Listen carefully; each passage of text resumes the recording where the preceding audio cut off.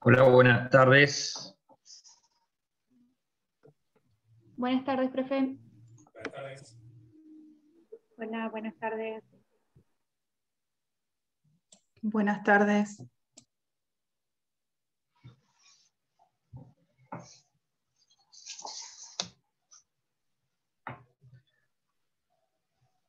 Esperamos unos minutos más. Así ya arrancamos con la clase del día de la fecha.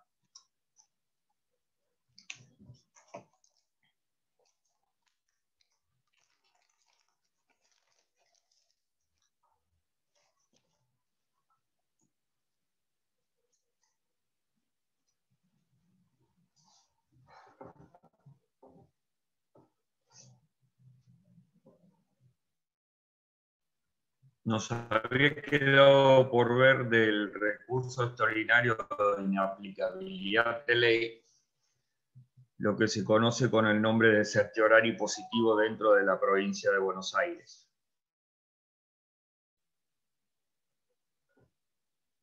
Después de hablar de todos los recursos en la provincia de Buenos Aires extraordinarios, vamos a ver también el tema de lo que es la facultad de resolución simplificada, que también está dentro del mismo artículo 31 bis de la ley 5827. ¿Mm?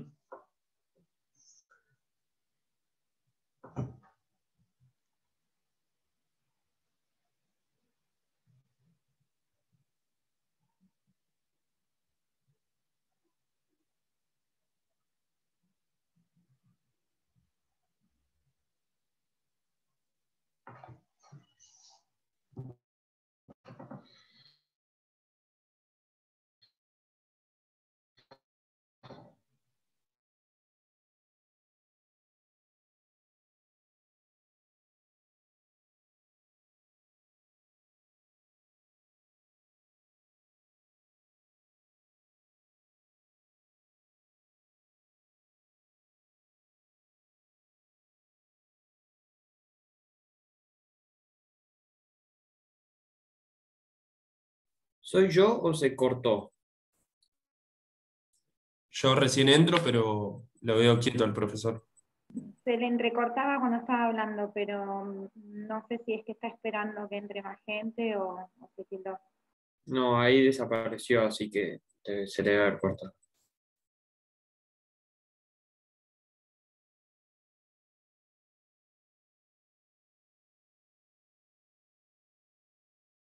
¿Qué,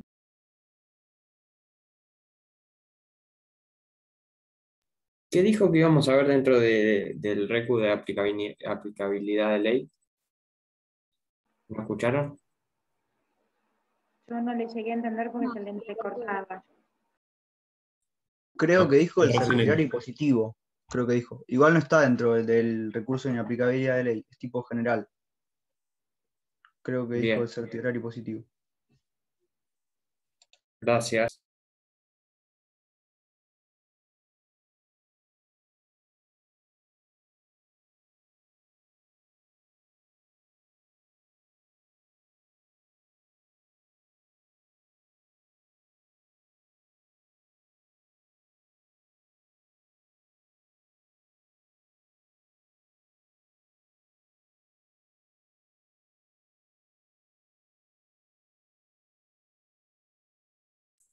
Creo que dijo la facultad de resolución simplificada del artículo 31 de la ley 5827. ¿Puede ser? ¿Te dijo eso?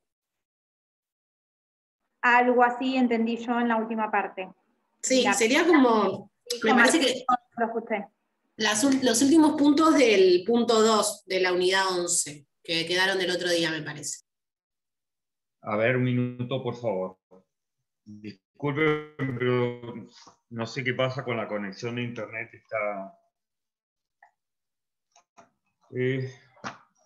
Déjenme mirar un momentito, ¿no?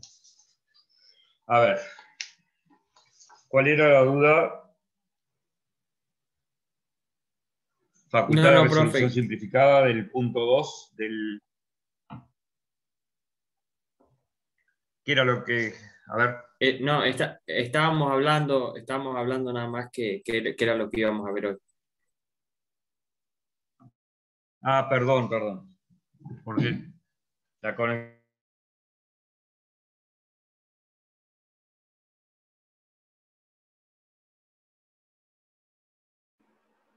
Se volvió a tildar, ¿no, chicos? ¿Ustedes le escuchan? Sí, me parece que le anda mal la internet. Sí, se tildó, profesor.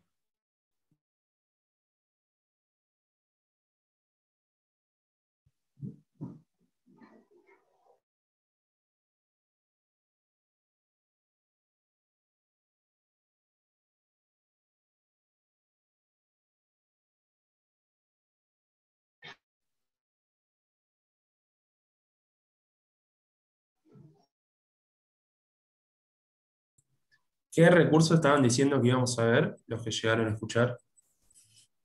Es el artículo 31 bis de la ley 5827. Ah, joya. Gracias. Y creo que también hoy inaplicabilidad, ¿no? De la ley. No. Perdón, inconstitucionalidad. Yo así voy buscando los módulos mientras entra el profe.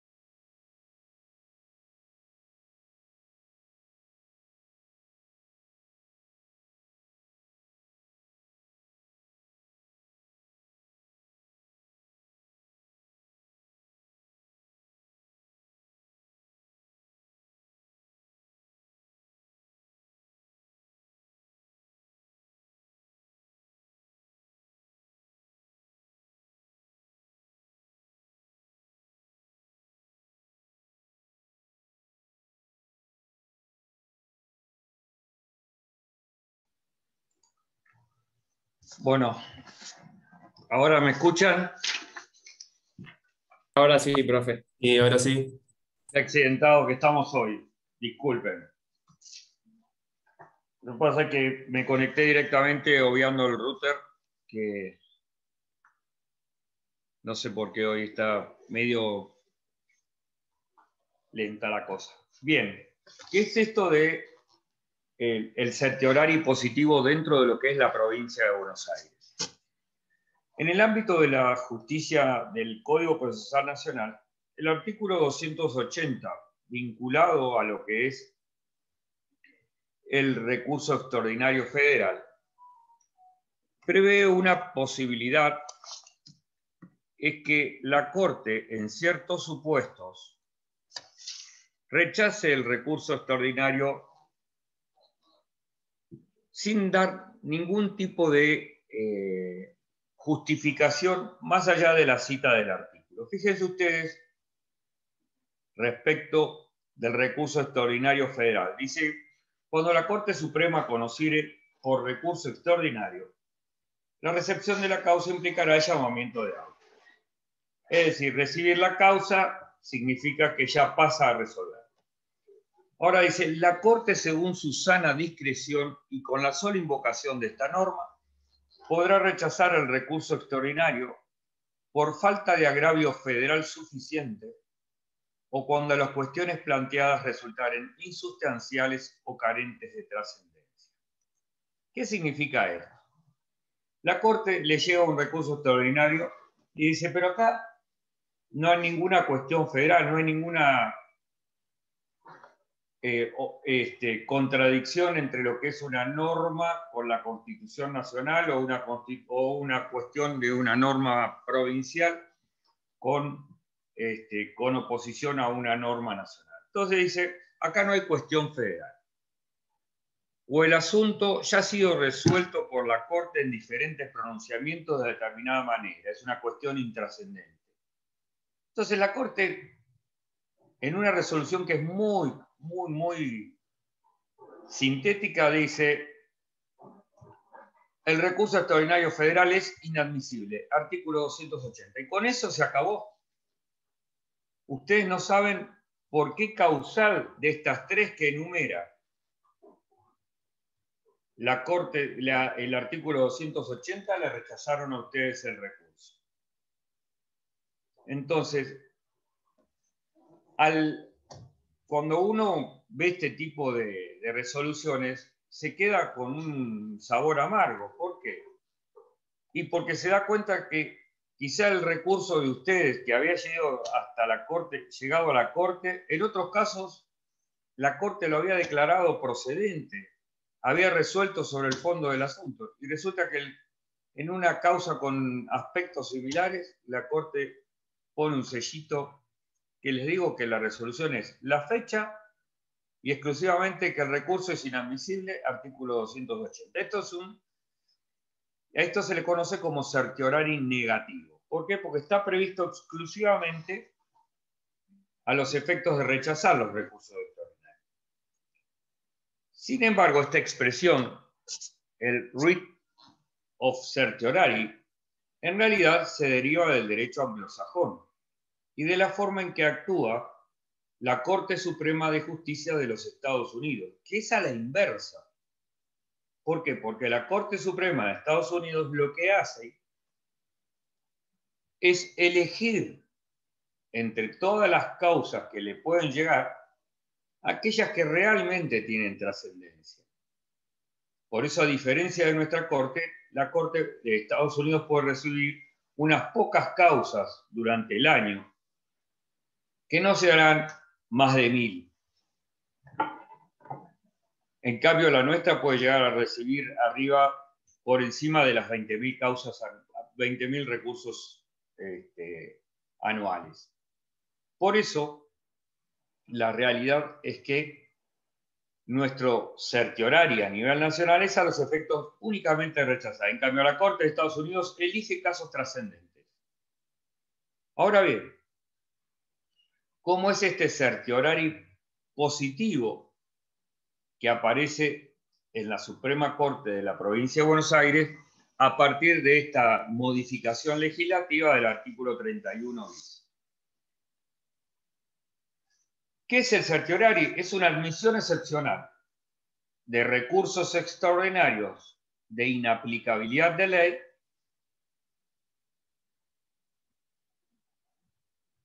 al que le falta algunos de esos requisitos de admisibilidad que hemos visto nosotros, pero que son admitidos en razón de su trascendencia.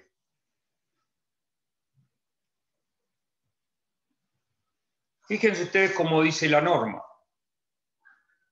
Con carácter excepcional, la Suprema Corte de Justicia podrá dar trámite a los recursos de inaplicabilidad de ley que no superaren las limitaciones legales fijadas por razón del litigio o la cuantía de la pena, si según su sana discreción mediare gravedad institucional o un notorio interés público, o bien si considerare indispensable establecer doctrina legal, siempre que se tratara de dirimir cuestiones jurídicas relativas al derecho de fondo aplicable y el recurrente hubiere formulado adecuado planteo en tal sentido. Fíjense que no estamos hablando de cuestiones de hecho, sino cuestiones de derecho, primer punto. En segundo lugar, tiene que haber adecuado planteo. No va a aplicarse de oficio. Y obviamente, si yo interpongo un recurso extraordinario y no me da el requisito de la admisibilidad, en razón del monto o en el ámbito penal de la cuantía de la pena, yo ya tengo que advertir la cuestión y decir, mire, sí, si bien no me da el monto, acá hay una cuestión que tiene trascendencia o que tiene gravedad institucional. Obviamente que estos conceptos no guardan una definición exacta de lo que puede ser el concepto de trascendencia o gravedad institucional o notorio interés público. Es más fácil, por ejemplo, aquello que advertimos nosotros cuando dijimos, cuando la Corte quiere establecer doctrina legal.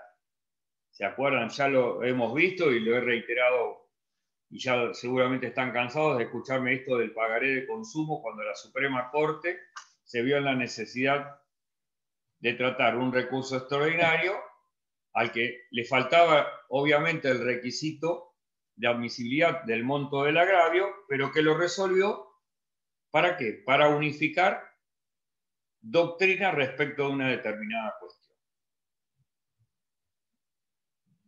¿Y cuándo puede haber gravedad institucional o notorio interés público? Por ejemplo, ustedes saben muy bien que uno de los requisitos para los recursos extraordinarios es que la sentencia sea definitiva. Y se consideró, por ejemplo, claro, cuando uno piensa en los procesos de apremio, donde el Estado trata de cobrar sus impuestos,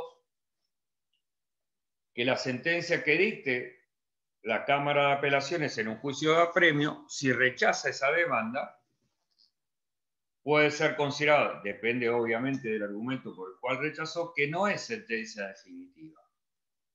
Supongamos que se advierta un defecto en la confección de los certificados de deuda que emite el Estado para ejecutar las deudas. Y que la Cámara establezca un principio de que si falta determinado requisito, esos certificados son inhábiles y por lo tanto van a rechazar las ejecuciones de apremio, o la Cámara de Mar del Plata. ¿Podría alegarse la gravedad institucional o un notorio interés público, en este caso, para que la Corte intervenga y analice si ese requisito que exige la Cámara de Mar del Plata, estoy hablando de un supuesto, ¿no? Que rechaza las ejecuciones de apremio, pueda ser tratado aunque no le dé el monto, Sí, ¿por qué? Y porque podría alegar el fisco un notorio interés público porque se estaría afectando la recaudación, la renta de la provincia de Buenos Aires. Por lo tanto, podría argumentar el Estado provincial que esa manera de resolver las cuestiones estaría afectando la renta pública y por lo tanto hay un notorio interés público en que la Corte intervenga acerca de ese requisito que se le exige por la Cámara de Mar del Plata. ¿Comprenden? También puede haber gravedad institucional. Cuando uno ve un trabajo de Leandro Giannini, yo se lo cité a ustedes en el trabajo que les he subido, por ejemplo, sobre una resolución, sobre una norma que permitía que liberaran en una determinada circunstancia a personas que habían sido condenadas a cadena perpetua por la comisión de delitos graves. Entonces dicen, bueno, puede haber notorio interés público en este tipo de causas que genere la intervención de la Corte aun cuando falte un requisito de admisibilidad. ¿Está claro entonces este tema? Acuérdense, el certiorari positivo solamente es para un solo recurso, que es el de inaplicabilidad de ley. Al que le falta algún requisito de admisibilidad para poder llegar a la Corte, pero que frente a la petición de parte y en cuestiones de derecho pueden generar que la Corte entre a considerar ese recurso extraordinario siempre que mediare gravedad institucional, notorio interés público o, como les dije al comienzo, como hemos dicho, o cuando tiene interés en generar doctrina sobre una determinada situación.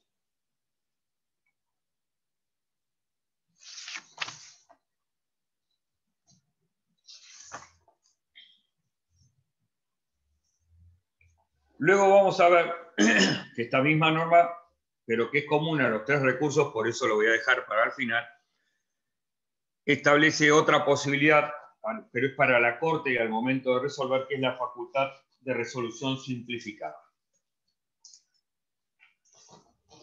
Vamos ahora a ver otro de los recursos extraordinarios en la provincia de Buenos Aires, que era el recurso extraordinario de nulidad.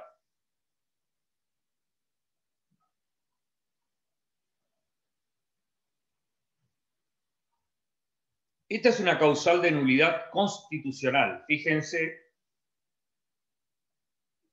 que si bien está contemplado en el artículo 161, este recurso extraordinario, se vincula a su vez con dos requisitos constitucionales que se les exige a las sentencias definitivas y que están contenidos en los artículos 168 y 171 de la misma Constitución. ¿Se acuerdan que decíamos que estas sentencias definitivas podrían ser atacadas de nulidad si se observara alguno de los defectos que enumera la Constitución? En primer lugar, habla de omisión de cuestión esencial. La segunda causal es la necesidad de que esa sentencia sea votada, requiere el voto individual de los tribunales colegiados. Y el tercer requisito era el de la fundamentación jurídica.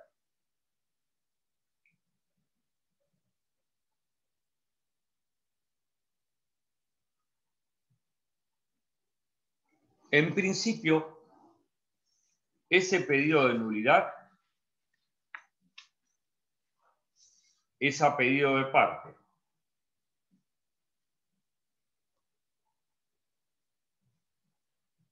Excepcionalmente vamos a ver luego que puede ser declarada de oficio.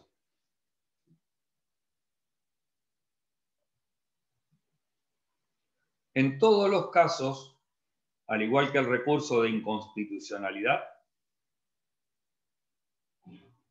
requiere del dictamen del Procurador General.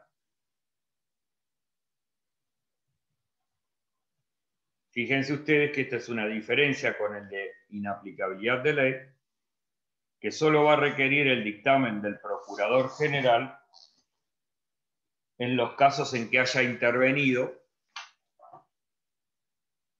en la instancia ordinaria.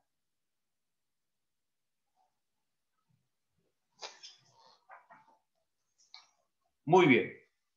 ¿Qué es esto de la omisión de la cuestión esencial? La norma constitucional impone que los jueces, que los tribunales, mejor dicho, deban resolver todas las cuestiones esenciales que son sometidas a su decisión por las partes. Ahora bien, ¿cuáles son las cuestiones esenciales?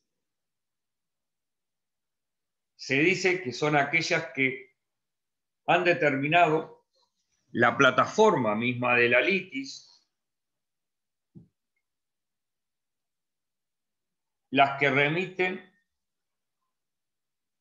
a los elementos de la pretensión y de la oposición, son las cuestiones que constituyen la estructura de la traba de la litis y conforman el esquema jurídico que la sentencia debe necesariamente atender para la solución del proceso, del litigio.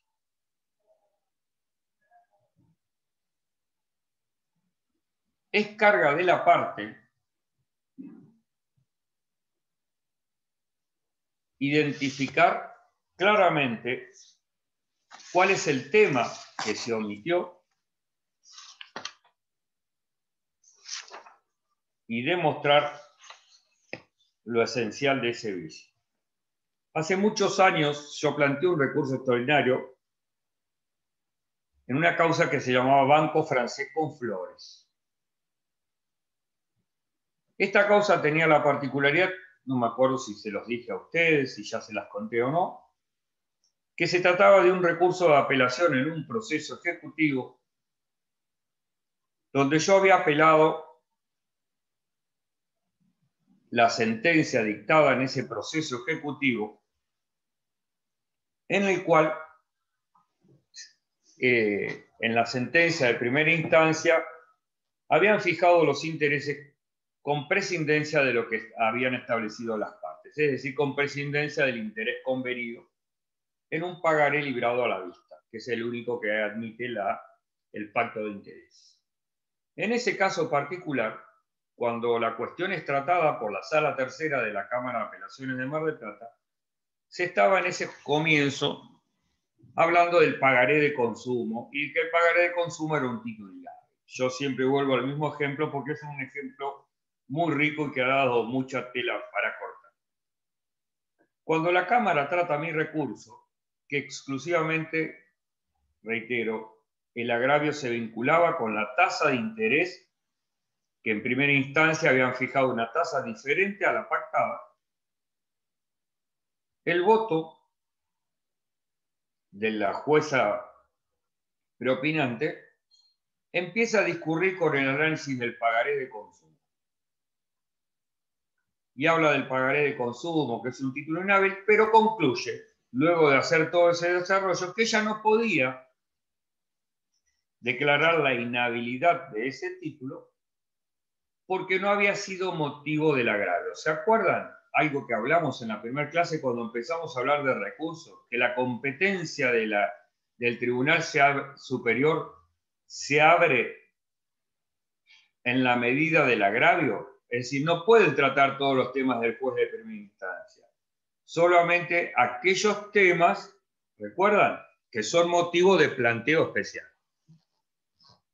En este caso, el único agravio era la tasa de interés. Entonces, hace todo un análisis y dice, al final, después de hablar del pagaré de consumo, dice, por lo tanto, rechazo el recurso de apelación interpuesto por la actora con costas. Y cuando uno leía esa sentencia, decía, bueno, muy bien, están de acuerdo en que este pagaré podía haber instrumentado una relación de consumo, pero resulta que no era el motivo de la apelación. El motivo de la apelación era si correspondía o no aplicar la tasa de interés convenida a la que había jugado. Entonces esa sentencia había omitido la única cuestión que había sido sometida a agravio. E interpusimos un recurso extraordinario de nulidad. Porque la cuestión, ¿cuál era? Los intereses. Y la Corte declaró nula la sentencia. ¿Comprenden? Es un ejemplo muy simple para mostrar que lo único que constituía materia de agravio omitieron considerarlo. Fíjense, dijimos cuestión esencial es la que vertebra el proceso. ¿Qué es una cuestión esencial? Y si yo omito tratar una cuestión de la cual depende la suerte del proceso.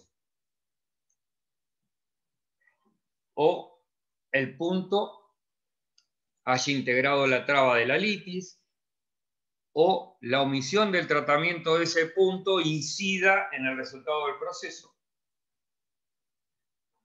Por eso, fíjense ustedes, no son esenciales, en primer lugar, y en forma clara, los planteos incorporados extemporáneamente. Cuando yo introduzco una cuestión que, como dicen los fallos, es producto de una reflexión tardía. Uy, me di cuenta de que tenía un argumento nuevo, que debía haberlo planteado en primera instancia, como lo descubro ahora, lo planteo. No, ese planteo no puede ser admitido en la segunda instancia. ¿Y por qué? Y claramente porque no fue sometido a resolución por ante el juez de primera instancia. Tampoco son cuestiones esenciales los planteos accesorios, los argumentos de hecho y de derecho que las partes citan para fundar su posición. Fíjense ustedes, por ejemplo, una cosa es someter una cuestión a decisión y otra cosa es los fundamentos que yo utilizo y que el juez los puede tomar en consideración o apartarse. Obviamente que el apartamiento es fundado.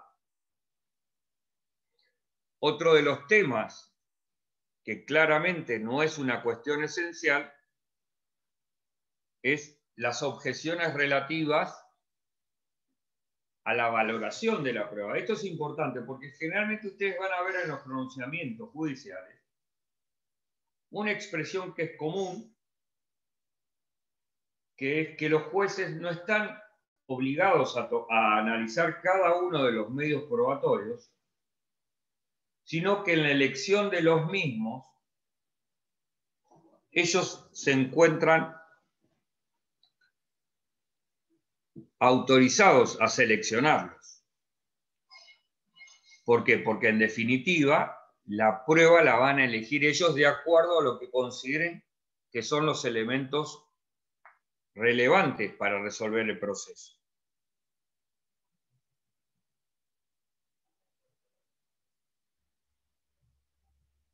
Yo no puedo pretender que el juez me diga por qué dejó de lado la prueba de absolución de posiciones, sino que él puede decir perfectamente, considerar que la prueba de absolución de posiciones no aporta nada, pero no lo tiene que decir.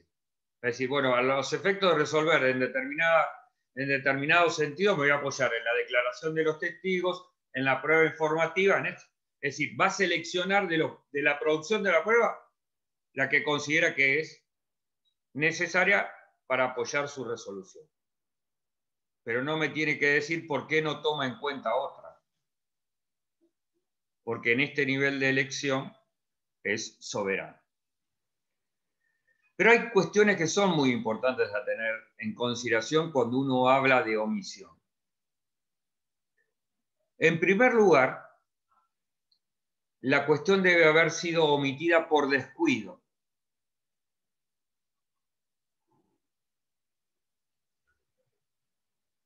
No es una omisión hecha en forma adrede. Por eso, si yo en la sentencia advierto que la cuestión omitida es expresamente omitida y se funda por los motivos por los cuales se omitió, acá no es la omisión de que me habla el recurso extraordinario de nulidad. ¿Por qué? Porque el mismo fallo me dice, esta cuestión no la voy a tratar por tal razón. ¿Comprenden? Tampoco podemos hablar de omisión cuando fue resuelta una cuestión que excluye el tratamiento de la que yo digo que está omitida. ¿Por qué? Porque tratada esa cuestión necesariamente me lleva a omitir el tratamiento de la desplazada. O cuando tampoco puedo hablar de omisión cuando la cuestión está respondida de manera implícita dentro de otra cuestión tratada.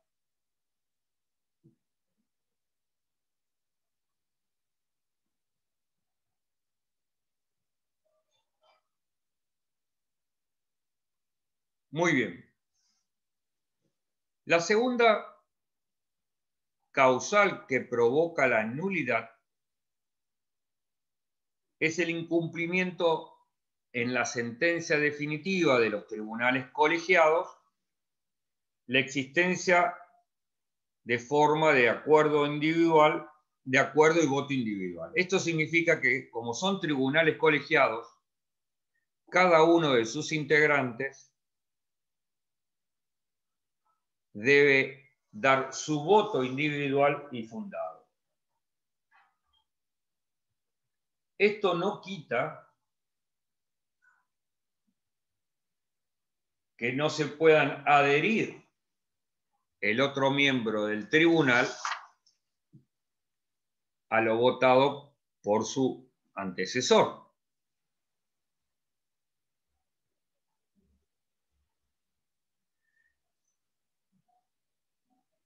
Es muy importante cuando ustedes interponen un recurso ordinario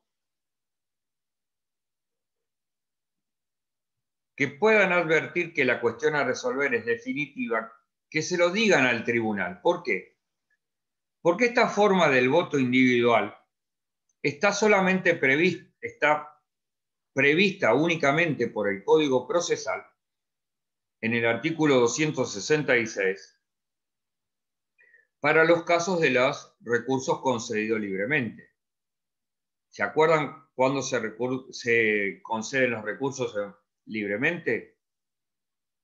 Es muy simple, acuérdense siempre porque es muy simple. Solamente se va a conceder un recurso. Hay dos formas de conceder un recurso: libremente o en relación. ¿Es verdad? Libremente es solamente contra sentencias definitivas en juicios ordinarios y sumarios. En los demás casos es en relación.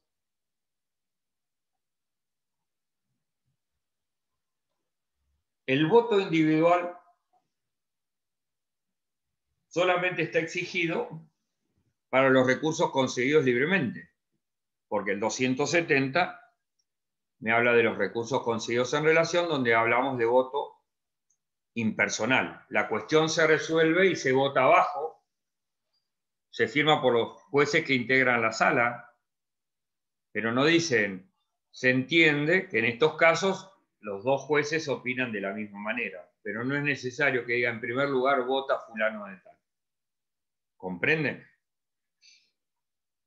Pero claro, si la sentencia es definitiva, aunque el recurso se me haya concedido en esta relación, cuando yo interpongo mi recurso de apelación, le voy a decir, mire, está bien, es una sentencia en un proceso ejecutivo, que en principio la sentencia dictada en el proceso ejecutivo no es sentencia definitiva, pero la cuestión que involucra en este caso particular sí es definitiva. Por lo tanto, excelentísima Cámara, tengan presente que ustedes tienen que resolverlo con voto individual. Porque si así no lo hacen, la sentencia es nula. ¿Entienden este punto o les resulta dificultoso?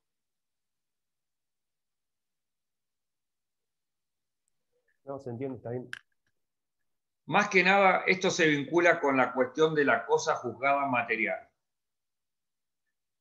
Si la sentencia va a resolver de manera definitiva y va a ser cosa juzgada material, no formal, la sentencia tiene que guardar la forma del voto individual y fundado. No importa si el recurso fue concedido libremente o en relación. Si fue libremente, aparece expresamente en el artículo 266. Pero si fue concedido en relación, la cuestión hace que deba tener la forma del voto individual y fundado. ¿Sí? Muy bien. Las causales son, en primer lugar, falta de mayoría de opiniones. Los votos individuales deben formar mayoría. Y obviamente, esta mayoría no es solamente numérica, sino que es una mayoría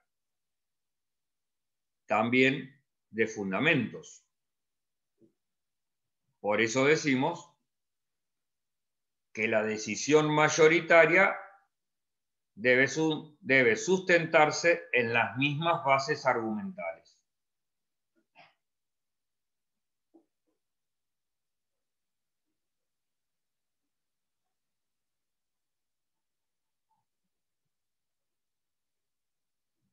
No puede decir, sí, yo mando adelante llevar la demanda y condenar a pagar por responsabilidad contractual, y el segundo dice, sí, yo mando a llevar adelante la demanda, pero para mí hay responsabilidad extracontractual.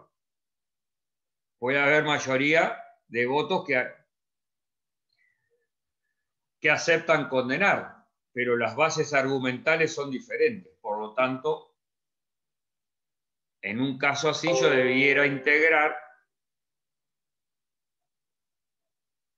el tribunal, obviamente, a los fines de obtener una mayoría, no solamente de votos, sino de opiniones concordantes. Digamos, profe, que digamos, el fallo es mayoritario, pero después cuando, digamos, en los resultantes sería, no, perdón, el fallo es mayoritario, pero en las argumentaciones no coinciden.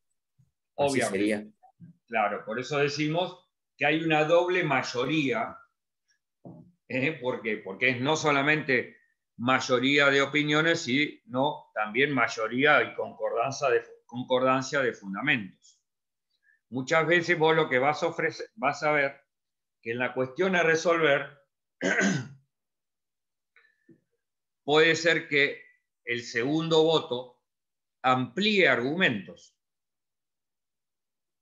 ¿Comprendés? Esto lo vas a ver muchas veces en los fallos de corte, y muchas veces lo que ustedes van a ver en los fallos de corte, por ejemplo, es ver que el voto siguiente dice, bueno, estoy de acuerdo con lo que dice el juez que me antecede en los puntos 1, 2, 3 y 4, que en definitiva resuelven el proceso.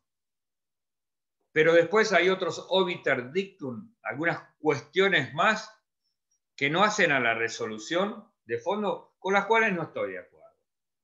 ¿Comprenden? Es decir, yo puedo no solamente argumentar a favor, o puedo decir, bueno, con estos 4 puntos que trató ya está resuelta la cuestión. Aquello que dice de más, a mí no me interesa apoyarlo en este caso particular. Y eso no descalifica el pronunciamiento. ¿Está?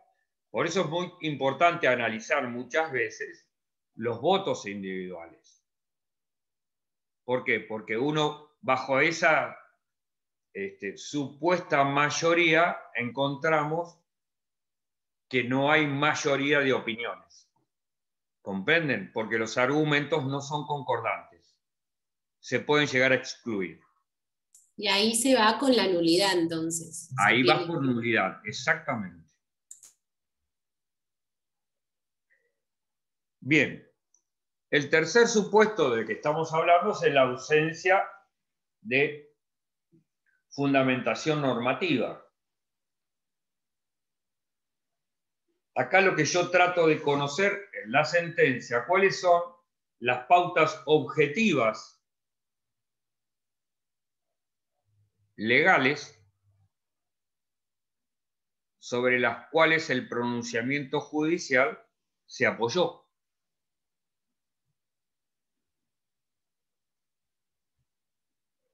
Es importante tener en cuenta que en alguna oportunidad excepcional, la Suprema Corte admitió que este vacío legal sea cumplido, se considere cumplido a partir de citas doctrinarias. Pero le digo, es un fallo aislado que hemos encontrado, que ya tiene muchos años y que no lo hemos visto repetido. Es importante tener en cuenta que esta anulación del fallo trae aparejada la devolución del expediente para el dictado de una nueva sentencia. ¿Se acuerdan lo que vimos en la clase primera sobre recursos extraordinarios? Esto es casación negativa. Hago lugar al recurso y devuelvo el expediente para el dictado de un nuevo pronunciamiento. Profe, perdón Sí. que lo interrumpa, pero cuando usted dio el ejemplo del caso del Banco Francés, no me animé a preguntar porque no estaba segura. Pero en ese caso, como hablamos de que es casación negativa lo que va a hacer la Corte, Sí. en el ejemplo que dio usted, ¿no había revocado la sentencia de primera instancia diciendo que esa no era la tasa que tenían que cobrarle? ¿O le entendí? No.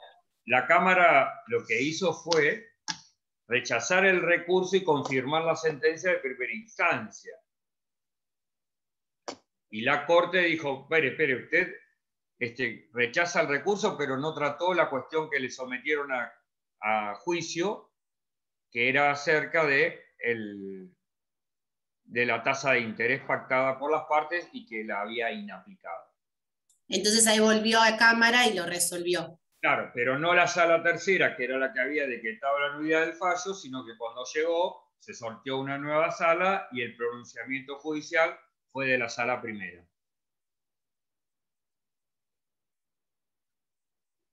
Muy bien. Dijimos que estamos en presencia de una casación negativa y excepcionalmente puede haber casación positiva. Yo les cito ahí a ustedes una causa que es la 119.134, que se trataba de un amparo de salud, ya algo le había adelantado en su momento, y la Corte dijo, yo no puedo mandar de vuelta el expediente para que se sortee una nueva sala porque está en juego la salud de la persona. Entonces, en este caso particular, ¿qué hizo? Directamente la Corte, como en un amparo de salud, resolvió. ¿Por qué? O en este caso, acá se había anulado la sentencia por una cuestión de ausencia de fundamentación normativa. Y también, excepcionalmente, la nulidad puede ser declarada de oficio, pero esta facultad de declarar de oficio la nulidad es exclusiva y excluyente de la Corte. Suspendemos 5 minutos, que tengo que hacer una pequeña llamada urgente y ya seguimos. Permiso.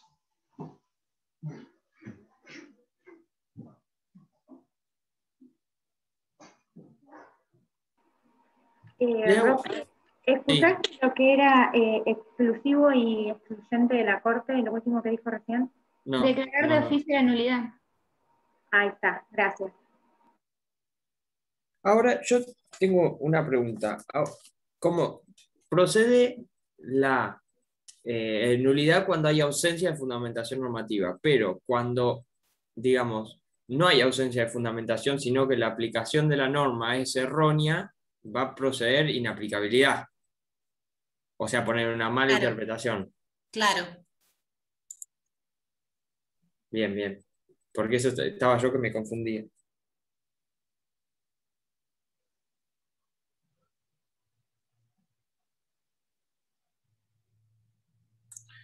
Che, yo no justo el viernes no pude, pero están viendo los recursos, estamos con Verdi, ¿no? Los ordinarios. Yo el viernes tampoco, y estoy esperando que suban la clase. Sí, por eso, ¿alguien sabe?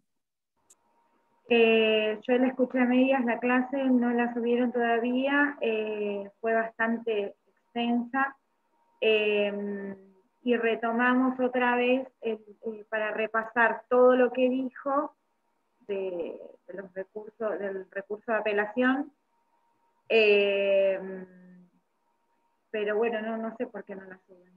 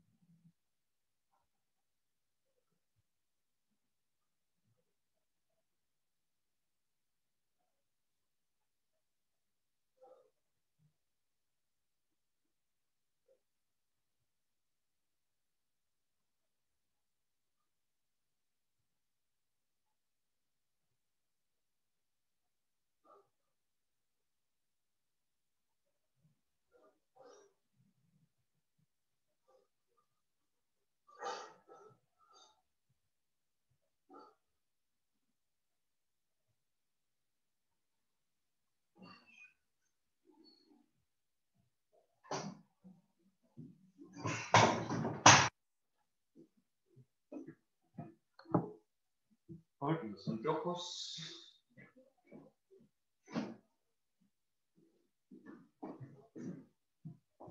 Bueno, estamos de vuelta. Disculpen. Bien, ¿alguna pregunta, alguna duda sobre recursos extraordinarios de nulidad? Muy bien. Vamos a ver ahora. Lo último que hablamos con Cristina es casación positiva, solamente facultad exclusiva de la Suprema, de la Corte.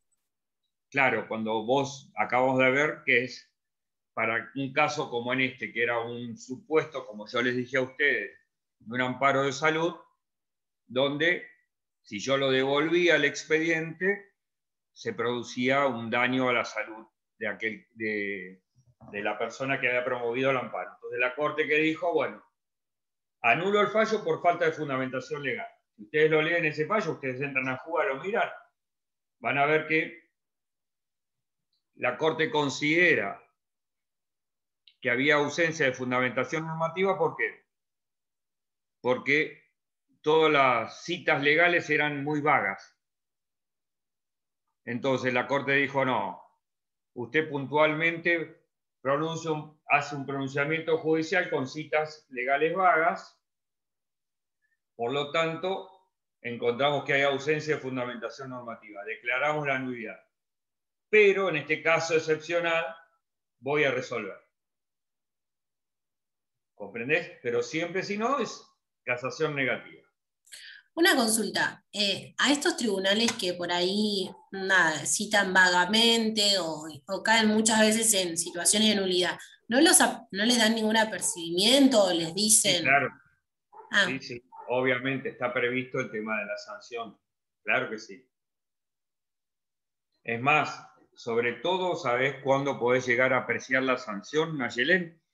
Cuando se observa descuido por parte del tribunal. ¿Por qué? Porque, a ver, vos podés comprender quizás ciertas situaciones a partir de la falta de fundamentación normativa, porque estabas frente a un amparo de salud.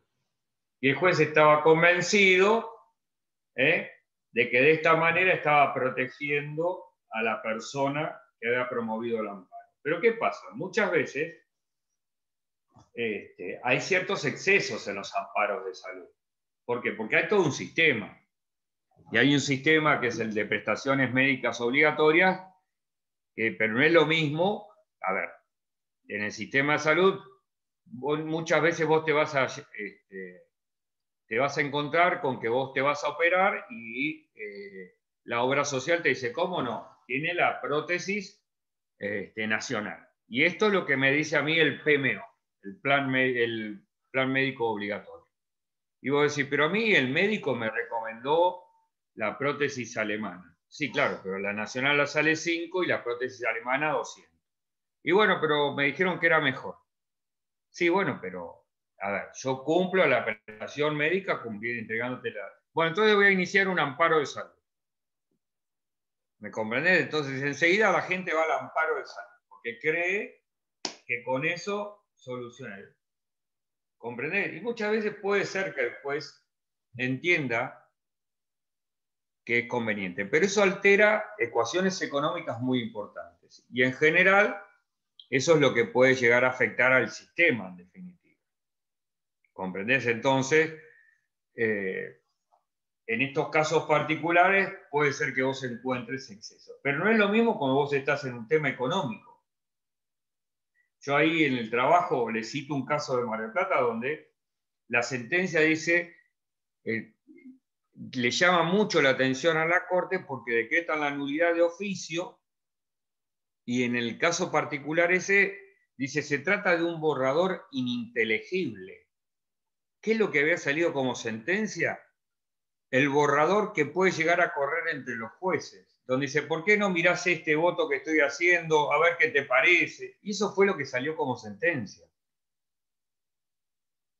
Y el abogado, fíjense que no fue por nulidad, fue por inaplicabilidad de ley. Y la Corte le dijo, no, pero, a ver, acá lo pongo en indefensión a la parte si yo trato este recurso porque la sentencia no se entiende. Y si la sentencia no la entiendo yo, menos la va a entender el abogado como para poder agraviarse. Y ahí sí le llama mucho la atención. Y obviamente que si la nulidad de las sentencias te puede llegar al mal desempeño del cargo y obviamente a la remoción como juez. ¿Mm? Sí, eso ya es de chusma, pero no suele pasar o no. O recién concretamente hay alguna sanción así que vos digas, pasó esto. No suele pasar o no. No. Es muy difícil observar este tipo de nulidades. ¿Mm? Fíjate vos, por ejemplo, en la que yo también le cito como nulidad de oficio y casación positiva, que en realidad la Corte ahí no le dice al juez, sí, le llama la atención, le dice, es muy vaga la fundamentación, pero no lo reta. En el caso que yo le cito ahí también, sí hay reto, porque le dicen, señores, tienen que estar más atentos. Lo que pasó acá es que se les pasó el borrador como sentencia. Bien, vamos al tema de constitucionalidad. Fíjense ustedes que nosotros en la provincia de Buenos Aires tenemos dos vías para cuestionar la constitucionalidad de una norma. El recurso extraordinario y la acción de inconstitucionalidad. Por eso cuando uno ve el artículo 161, en el inciso primero, precisamente habla de la competencia de la Corte para entender de la constitucionalidad o inconstitucionalidad de leyes, decretos u ordenanzas o reglamentos que estatuyan sobre materia regida por la Constitución y se controvierta por parte interesada, pero por dos vías, por la acción de inconstitucionalidad, que es competencia originaria, o por el recurso extraordinario de inconstitucionalidad. ¿Qué es importante acá? Que la cuestión constitucional se da dentro del ámbito de la Constitución, dentro del ámbito de la provincia de Buenos Aires, donde normas inferiores dictadas en la provincia de Buenos Aires se contraponen con la Constitución de la provincia de Buenos Aires. Porque si la cuestión es de una norma provincial con la Constitución Nacional, estamos dentro del ámbito de otro recurso, que es el recurso extraordinario de inconstitucionalidad en el ámbito nacional. ¿Está? Acá lo que tenemos es una norma, decreto, ordenanza, que se contrapone, dictada dentro de la provincia de Buenos Aires, que se contrapone con la Constitución de la provincia de Buenos Aires. ¿Cuál es el objeto de este recurso? Es imponer la supremacía de la Constitución provincial. Acá lo que se pone en juego es una regla inconstitucional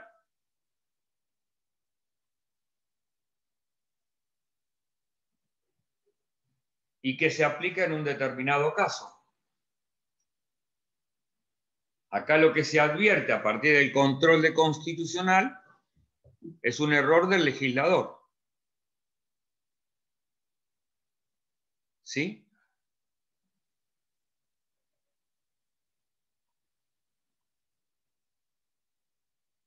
Reitero, el objeto de este recurso es mantener la supremacía de la Constitución de la provincia de Buenos Aires respecto de normas dictadas dentro de su ámbito. En este caso particular, el artículo 303 nos habla de que estamos en presencia de casación positiva. ¿Por qué? Porque la Corte, si hace lugar al recurso,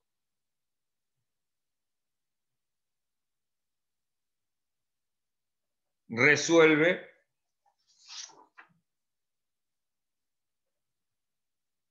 sobre la cuestión sometida a su decisión.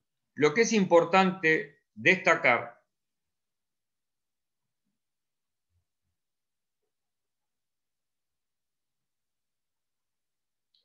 es que este recurso de inconstitucionalidad, al igual que el recurso extraordinario previsto en el artículo 14 de la Ley 48, impone que la cuestión se plantee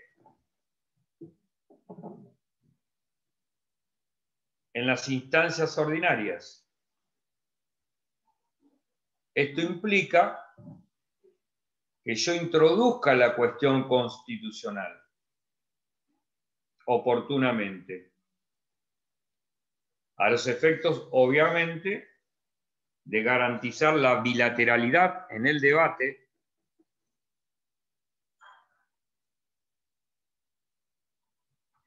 y generalmente la oportuna introducción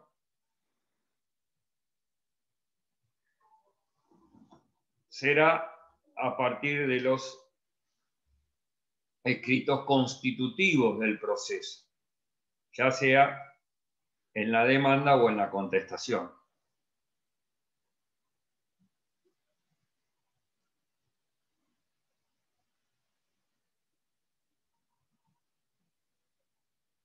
Por eso, en la introducción de la cuestión constitucional, se debe identificar claramente cuál es la norma constitucional violada, demostrando, en tal caso, el perjuicio directo derivado de la aplicación de ese precepto legal.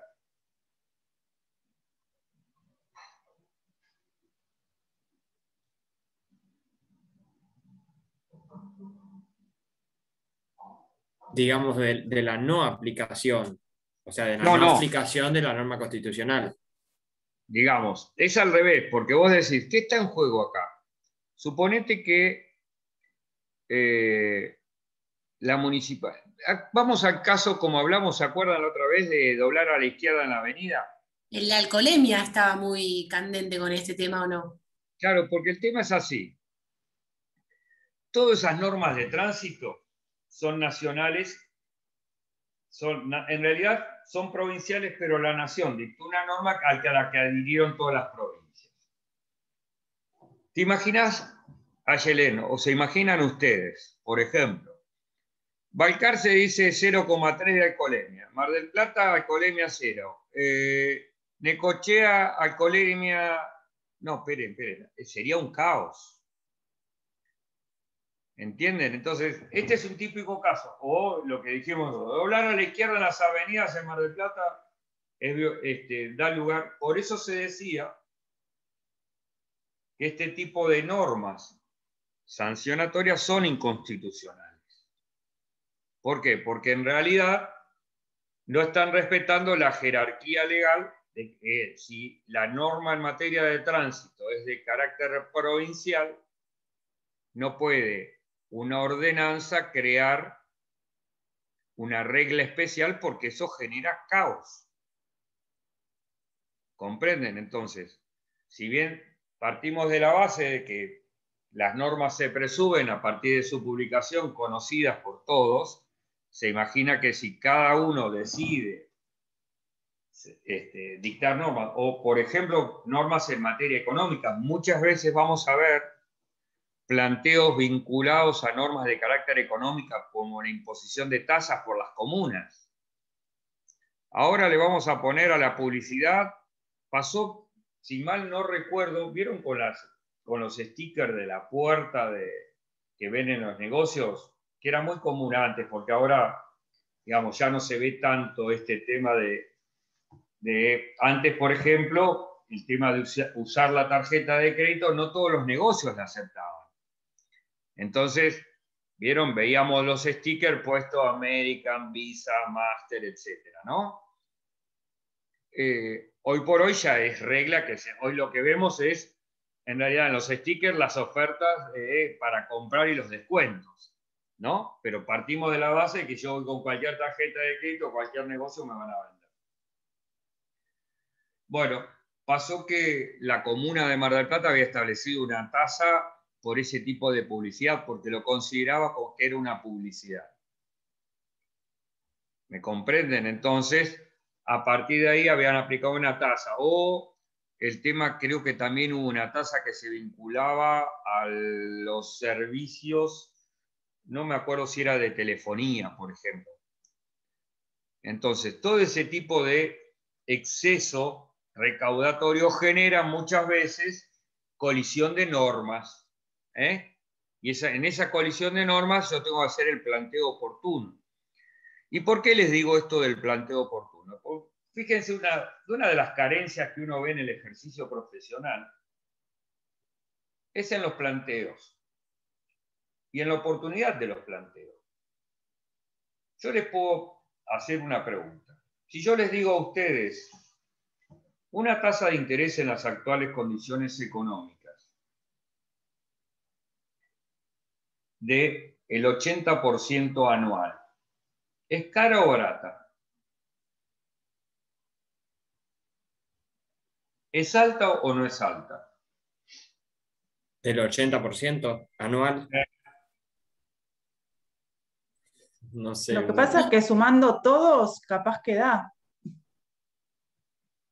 Sumando No, pero todos los impuestos. por ejemplo, a ver, Agustina, si yo te pregunto, Cristina te pide plata a vos, vos decís, sí, somos amigos, no te voy a cobrar una tasa alta, pero tampoco quiero, con la inflación que hay, que llegado el fin del préstamo,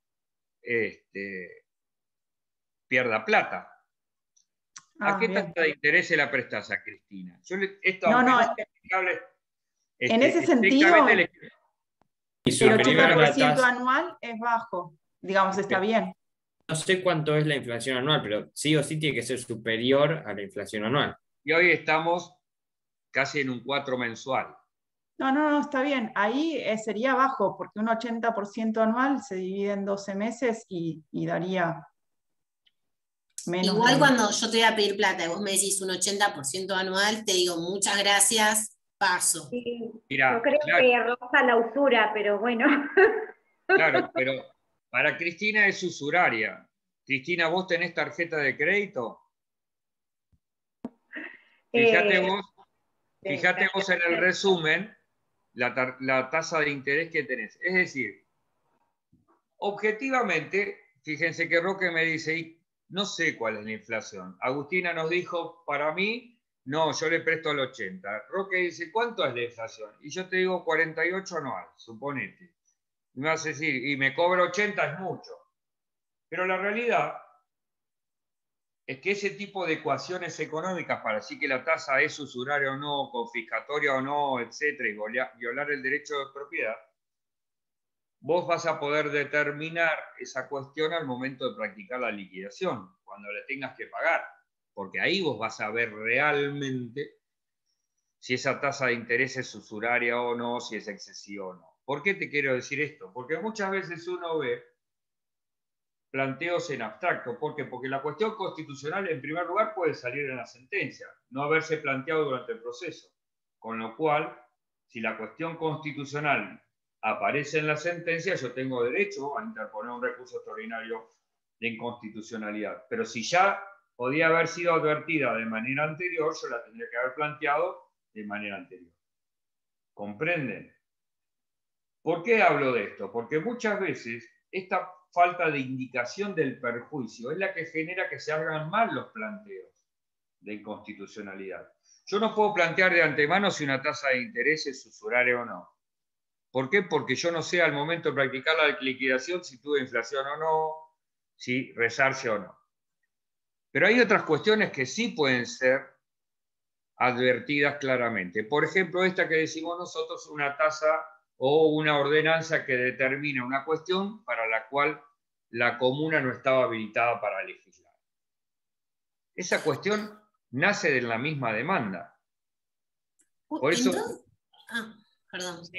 Sí, te No, escucho. que entonces cada vez que haya una cuestión de este tipo, siempre la recomendación sería como dejar abierta la cuestión de la constitucionalidad por las dudas, como que no estaría de más. No es que estaría de más o no. Es que no siempre la cuestión se advierte con nitidez en los escritos constitutivos del proceso.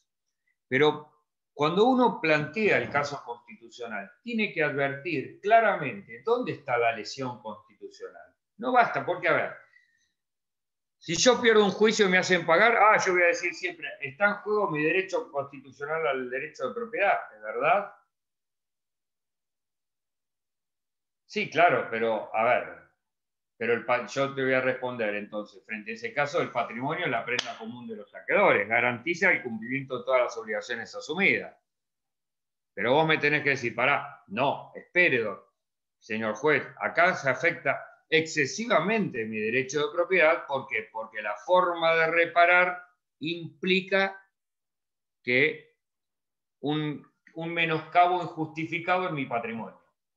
Por eso, muchas veces lo que se falla, y en esto quiero responderle a Yeren puntualmente, es en el correcto planteo, porque siempre van a estar en juego tu derecho de defensa. Ahora, si vos, por ejemplo, siendo que el Código Procesal te dice, usted tiene que activar la prueba y te decretan la caducidad de la prueba testimonial porque no notificaste a los testigos o te olvidaste de dejar el interrogatorio, etc., vos decís, siempre va a estar afectado mi derecho de propiedad, mi derecho de defensa.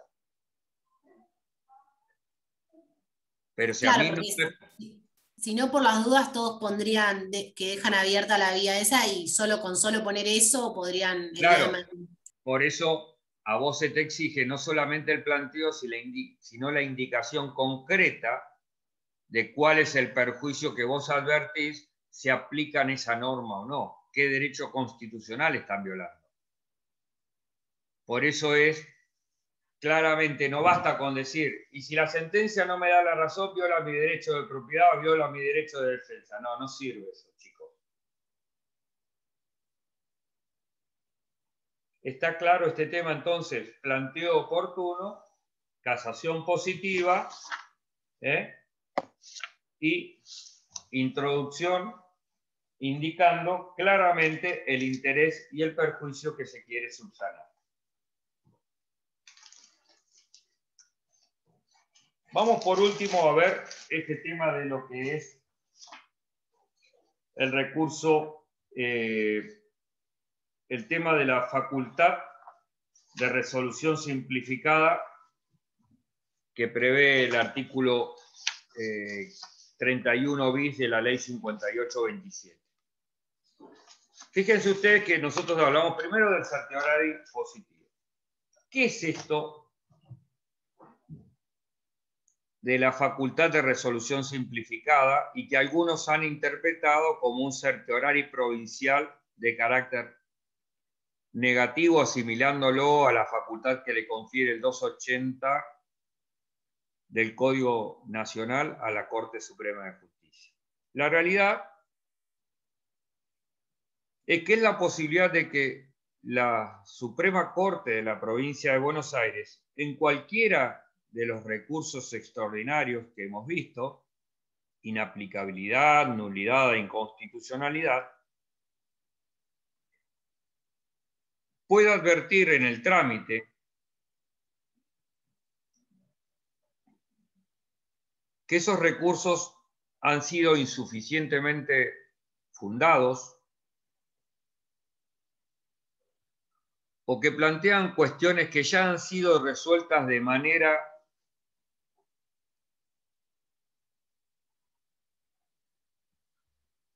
de una determinada manera en casos análogos,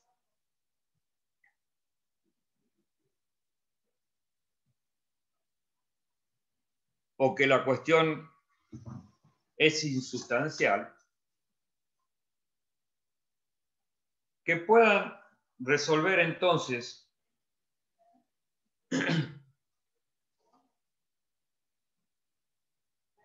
la cuestión, pero para resolverla pueden invocar esta norma, la del artículo 31 bis, indicando, y esta es la gran diferencia con la Corte Suprema, los motivos por los cuales resuelven de determinada manera. Fíjense qué es lo que dijimos hoy cuando vimos el certiorari negativo a nivel nacional. Que me dicen, la cuestión es inadmisible. Y yo no sé si es insustancial, no porta una cuestión federal o la cuestión es intrascendente. No lo sé. Me dicen, es inadmisible. Acá me van a decir, mire, lo suyo ya lo resolví 10 veces de la misma manera. Por lo tanto, por el artículo 31 bis, le rechazo el recurso extraordinario. Me van a citar ahí mismo donde resolvieron de determinada manera la misma cuestión sometida a recurso. Sí, Ayelen. No, y ahí irías por inaplicabilidad, inaplicabilidad de la doctrina, o sea, porque están fallando contrariamente, o sea, o no hay unidad de criterio, ¿se podría o ya no? No, pero es diferente. ¿Por qué? Acá no me confundas. Acá ya me concedieron el recurso, me lo declararon admisible, y cuando la Corte lo tiene que resolver, dice, pero ¿para qué me lo mandaron este expediente? ¿Por qué? Fíjate vos, yo interpongo el recurso ante la Cámara de Apelaciones de Mar del Plata. La Cámara ve los requisitos de admisibilidad. Da el monto del agravio, sí. Le interpuso el término, sí. Lo interpuso fundado, sí. Identificó las normas que se dicen violadas, sí. Bueno, entonces lo concede. ¿Sí?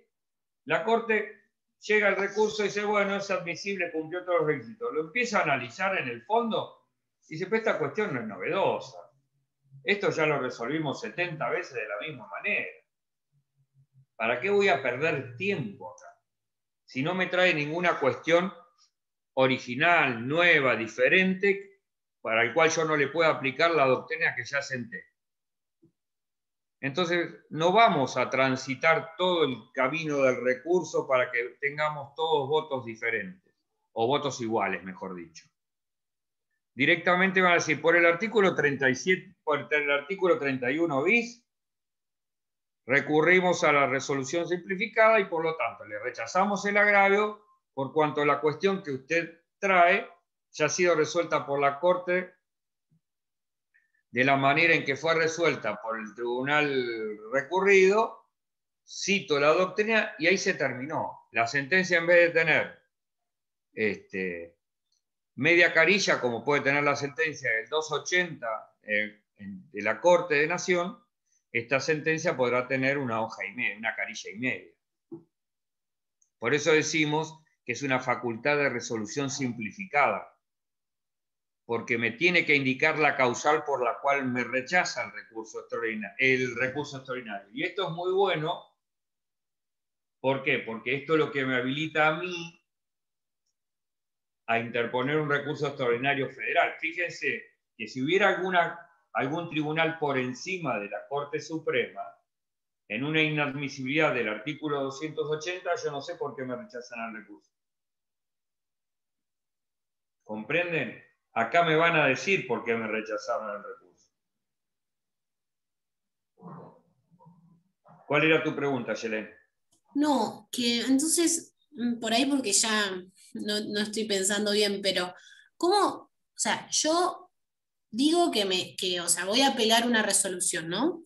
Llego a la Corte, a la Suprema Corte, y ellos me dicen, no, esto ya lo resolví muchas veces, ya está. Pero si a mí me fallaron mal, o sea, están aplicando mal la doctrina de abajo. No, está bien, pero vos podés particularmente decir y advertir en tu recurso, suponete un tema que generó doctrina en la Corte fue el de las expensas, el comprador de expensas, etc. O muchas veces el tema de la tasa de interés. Y vos considerás que puede haber un cambio en la doctrina porque las circunstancias actuales económicas son diferentes a las cuales fueron resueltas de una determinada manera. Y vos crees que tu cuestión es novedosa, ¿me entendés? Y el que no le resulta aplicable la doctrina de la Corte. Y la Corte te dice, no, mire, de novedosa no tiene nada lo suyo. Esto yo ya lo resolví de determinada manera y en determinado sentido, y por lo tanto le rechazo el recurso extraordinario. Ah, está bien, porque los de abajo, el sentido que le dieron es el que ya había dicho la Corte, no es que estaba dando uno diferente. A ver, si vos sos cama, a ver, yo hay veces cuando digo que los abogados tenemos un pecado, en realidad trato de no cometerlo, que es el tema del pecado juba. Hoy es muy fácil hacer una demanda de 100 hojas, ¿eh? Copio y pego, ¿es verdad? Pero si vos te centrás en hacer tu demanda, ¿tiene sentido que yo le diga a la Corte o a un juzgado de primera instancia que es el daño punitivo? No. Yo lo primero que voy a partir de la base, si tengo alguna cuestión a analizar, es decir, a ver qué dice la Suprema Corte de la Provincia de Buenos Aires en materia de daño punitivo. ¿Me comprendés? ¿Por qué? Porque mi análisis, siempre como abogado, en una situación que me puede generar duda, lo voy a hacer a partir de la jurisprudencia de la Corte. Yo generalmente puedo utilizar la jurisprudencia de los tribunales para saber para dónde tengo que encaminar mi acción. ¿Me comprendés? Entonces yo busco, supongamos, la cuestión es novedosa. Supongamos algo que me planteó una abogada, un matrimonio que se separó hace 20 años y nunca se divorció. Yo les hago, ustedes saben que hay una nueva figura a partir del 2015 que es la compensación económica. ¿Sí? Esta persona, la compensación económica, yo tengo que plantearla, tengo hasta 6 meses después de la sentencia de divorcio. Este matrimonio se separó hace 20 años. En el momento de la separación tenían una casa y la dividieron, la vendieron y la dividieron. Muy bien. Hoy se plantea el tema del divorcio. Pregunta que les hago a ustedes. ¿Esa persona tiene derecho a una compensación económica? El cónyuge que quedó en peor posición. ¿Qué quiero mostrarles con esto? Que hay cuestiones que pueden ser nuevas, que pueden generar dudas. Entonces yo no sé para dónde rumbear por este tema. Entonces, como seguramente es un tema nuevo que me trae el Código Civil y Comercial, voy a encontrar muchos pronunciamientos seguramente a nivel provincial. A ver, lo voy a estudiar primero desde la jurisprudencia local, obviamente. ¿Dónde acuso? ¿En Mar del Plata? Obviamente voy a ver si la Cámara de Mar del Plata tiene, o los tribunales de familia tienen alguna orientación. ¿Por qué? Porque son cuestiones nuevas que seguramente, por ejemplo, de la Corte, difícilmente, ¿qué cuestión federal puedo pensar yo que puede portar una cuestión de derecho de familia vinculada a este tema? Y encima muy nueva, cuando por ahí un recurso en la Corte me tarda 5 años. ¿Comprenden? Entonces yo ya sé que ahí no voy a tener. Entonces, para eso sí te sirven los tribunales inferiores. Ahora, la Cámara de Apelaciones de Mar del Plata hace el mismo análisis que vos. A ver, la Corte sobre este tema tiene ya, y el juez de primera instancia lo mismo. Porque en definitiva, si bien yo no tengo una obligatoriedad en la doctrina legal, ¿se acuerdan? Dijimos que hay una función uniformadora que es la que baja línea. Y que si yo no la cumplo, obviamente voy a llegar al recurso extraordinario. Entonces, esto es lo importante. Es decir, en estos casos particulares, vos podés creer que tu cuestión tiene novedad. Y la Corte te va a decir, mire, no es nada novedoso. Lo suyo ya está trillado, y ya lo dijimos, pero ¿para qué te voy a analizar toda la cuestión? ¿Para qué voy a esperar que tramite todo el recurso con todos los recursos que yo ya tengo? Entonces, eso es lo que genera, pero lo bueno de esto, y con esto quiero que redondeamos el tema, es que yo sé por qué me rechazan el recurso, y en definitiva, encuentro una puerta para ir, si encuentro una puerta pequeña, pero en definitiva existe esa puerta de ver si puedo interponer un recurso extraordinario federal. En el 280 de Nación me dicen, el recurso es inadmisible, no dice más nada. ¿Comprenden?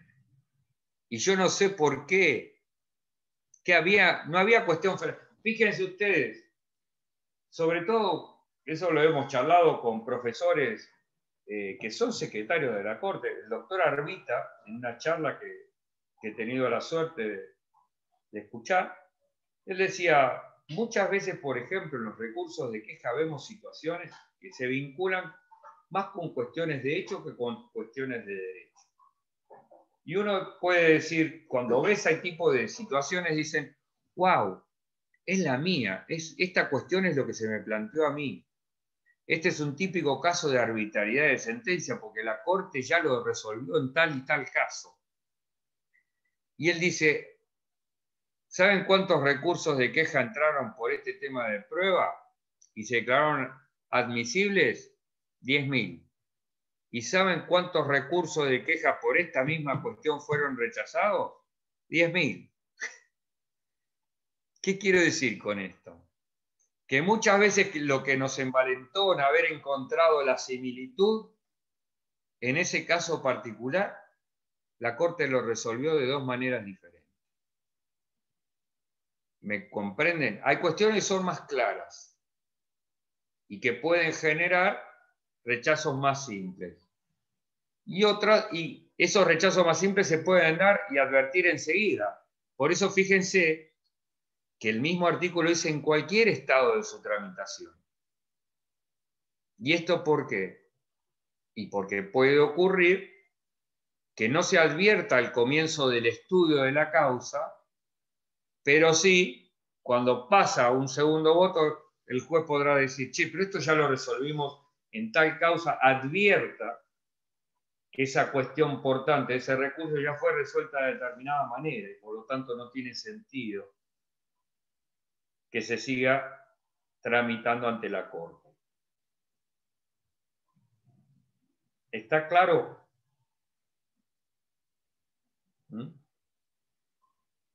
Muy bien. Si Dios quiere, me queda nada más que ver el recurso de queja, que es muy simple, no es, porque es queja por apelación denegada. Y ya vamos a ingresar en el estudio de los recursos extraordinarios federales. si tienen alguna duda, cuando lean, siempre he tratado de no escribir mucho en las clases, pero traten de leerlas, porque eso les va a ayudar mucho a agilizar, la lectura le va a agilizar la comprensión. Y les va a hacer mucho, porque en definitiva mi clase va a ser una clase de repaso y no de estudio. Nos vemos y le pido disculpas por las deficiencias técnicas. Chao, profe, gracias. Nos Muchas vemos, gracias, profesor. Chao, chicos.